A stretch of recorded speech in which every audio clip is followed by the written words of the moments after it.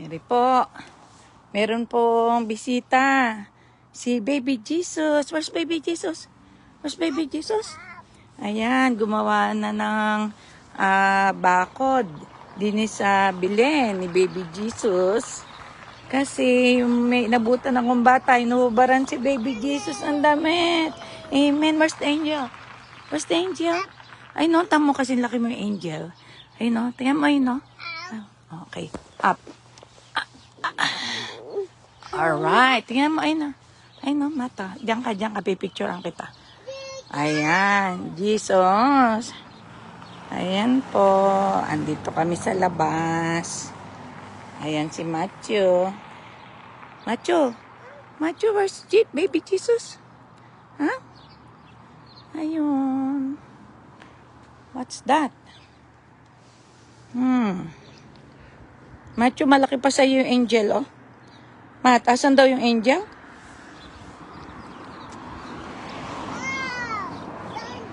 Ayan, oh.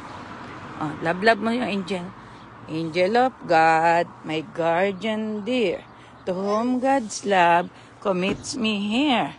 You know, ever this day, be at my side, to light and guard, to rule and guide. Amen. Alright, ang tama yung bird o yun sa taas.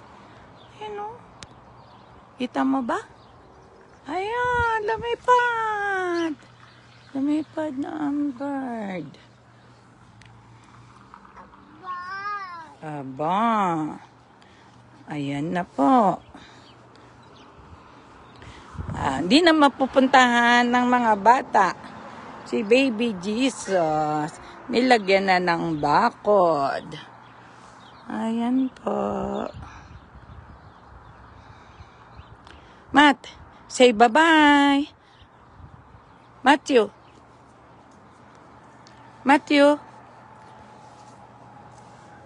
Oh, wow. There are lots of birds here. That's why Matthew is here. Matthew, look at the bird. Ayan, sa loob. Ayan, oh, magalaw. Ayan, ang dami palang bird sa tuktok. Matt, did you see that? Huh? Ayun, ang daming bird nasa loob. Ayan, oh, magalaw. Ayan, oh. No? Ayan. Parang malamig na baka mag-snow na naman. Oh, did you see the bird there? Wow. Yes po. What? What's that? Snake? May nakita siyang snake daw, sabi. Oh, is that a snake? Oh no. Oh no. Oh. Hey, no, don't go there. Don't go there, may truck. May car. May car din. Dito ka lang. Yaya po ang lola nyo ngayon. Kaya, sige, tayo ka nga doon. Asan daw angel of God? Ayun o. Mat, look. Look, angel of God. Labo daw yung angel. Dali. Angel of God. Where are you? Where's the angel of God? Come on. Where's Baby Jesus? Baby Jesus, bye-bye. Baby. Sabihin mo, bye-bye, Baby Jesus. Bye-bye po. Bye-bye po. Ay, sa angel, magbabay ka na. Bye-bye. Bye-bye. Saan? Oh. Sige, uwi ka na. Uwi ka na doon sa inyo. Uwi ka na dyan. Uwi ka na sa bahay natin. Ayan, malamig na naman. Ay, look at the bird. Come on. Ayun sa tuktok, oh. Matt, look, oh. Ayun, oh. Dami, oh. Ayun. Did you see the bird there? Wow. Matt, here, oh. Matt. Ayun. Ayun yung bird, oh. Did you see? Huh? O yun, ang mga bird. Ang dami. Asaan? May nakita ka bang bird doon? Wala naman doon. Saan daw yung bird? Ayun, sa itaas. Yan. Come on, Matthew.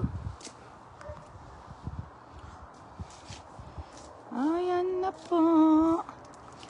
Let's go, let's go. Wala na. Ayan, pagka ganito,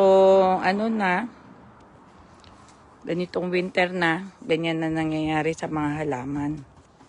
Wala na, oh. Patay na lahat. Yung maganda kong halaman dati, wala na yun. Patay na lahat. Kasi nga, napakalamig na. Ayan, mga na-dry na. Ito yung magandang mga bulaklak noon. Ayan, ito yung mga roses. Kung gaano kaganda yung paligid noon, ganda makapangit ngayon. Ayan yung mga purple flowers. Dati, ayan na siya ngayon, patay na lahat. Ayan. After ng fall, ganyan na mangyayari sa mga dahon. Yung mga lilac, ayan o. Ayan, mga sanga-sanga na lang natira. Kaya, dry ang paligid. Ayan, yan yung mga rose. Pero, magtataka ka kasi, sa next na summer, buhay uli lahat. Ito yung apple namin, no? Ala na. Brown na lahat. Ayan. Let's see our backyard. Ano na nangyari? Parang nabagyo, no? Ayan. Yan yung maganda kong hydrangea. Ayan, ala na. Tapos dito nakatanim yung mga sunflower ko dati. Ala na, binunot na namin. Bare na. Ayan, dito yung mga magaganda kong bulaklak. Ala na rin. Ito yung plum. Lagas na lahat. At nang makita mo, ayan yung mataas naming, ano nga tawag natin dito? Aspen yata ito. Ala ng dahon, kahit isa. Ayan ang sinya. Doon ng mga strawberries. You see? Pangit, no? Pagka ganitong panahon, nawalan ng kulay yung paligid. Like here. Ala na, yung malaki ko ditong planters. Ito yung ubas namin. Hindi na namin inani. Yung mga bunga, oh. Kasi iniwan na namin dyan para pagkain din ng mga ibon. Ito yung rose ko. Hoping mabuhay siya sa susunod na panahon. Ito yung sitawan. Ala na rin. Ayan. Ganyan ang itsura ng paligid kapag malamig na. Pag winter time na. Kasi nga, sa sobrang lamig, nalagas na lahat ng dahon. At even yung mga damo, nagba-brown na sila. Later on, mamatay na din. Kumbaga naman parang nagpapahinga lang naman sila. Hindi naman talaga namamatay. Ito yung mga pinagtamdang ko ng mga petunia. Yung layer na yan. Ala na. Yes. Hi. Oh, go to the slide. You can do it. Go to the slide. You're big boy already. Right? Go to the slide. Ayan, ito. Dito yung garden ko. Remember? Ala na yun. Ayan, makita nyo na yung mga paso. Mga planters ko na ginamit. Yes? I cannot see you. Oh, you cannot see me? I'm sorry. Ayan. So, ngayon alam nyo na kung bakit sabik kaming magtanim kapag nag-summer na. Kasi nga, maigsi lang yung tag-araw. At sinasamantala lang namin yung magandang panahon. Pagkatapos ng lahat ng tinanim mo, wala na, mamamatay na. tatanim ka uli sa susunod na summer. Pagagandahin mo uli. Tapos mamatay uli. Ganun lang. Paikot-ikot lang. Pero, umbaga tuloy ang buhay. Yan ang plant cycle dito sa Canada.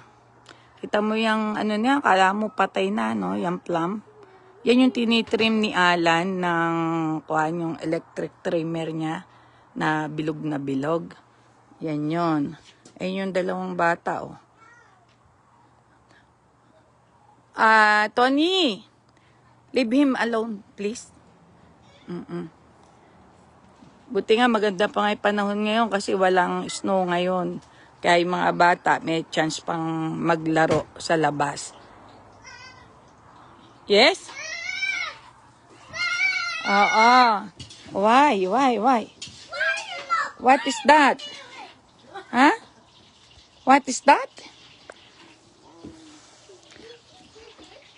Ayan yung ano namin yung sakura. Yung cherry blossom. Ayan o. Ang di lang nawawala ng down dito, syempre yung mga pine tree. Ayan. May klase ng pine tree, may evergreen. Come on. May spruce. Mayroong parang cypress. Yan, mga green yan forever. Ay! Why? Naglalaro itong mga apo ni Alan.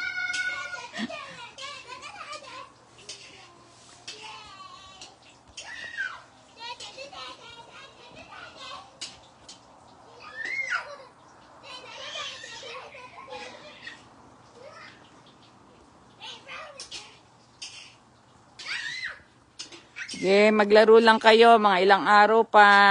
Hindi na kayo makakapaglaro. Matt!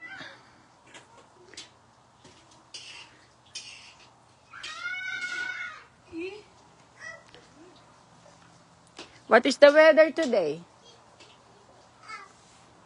Huh? It's cloudy? Yeah, you're right. It's cloudy. Yes, sweetie pie.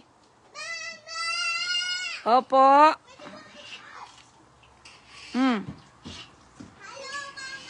Hi. Hello po. Sige na po. Maraming salamat sa panonood. Thank you po. Bye-bye. Have a good day.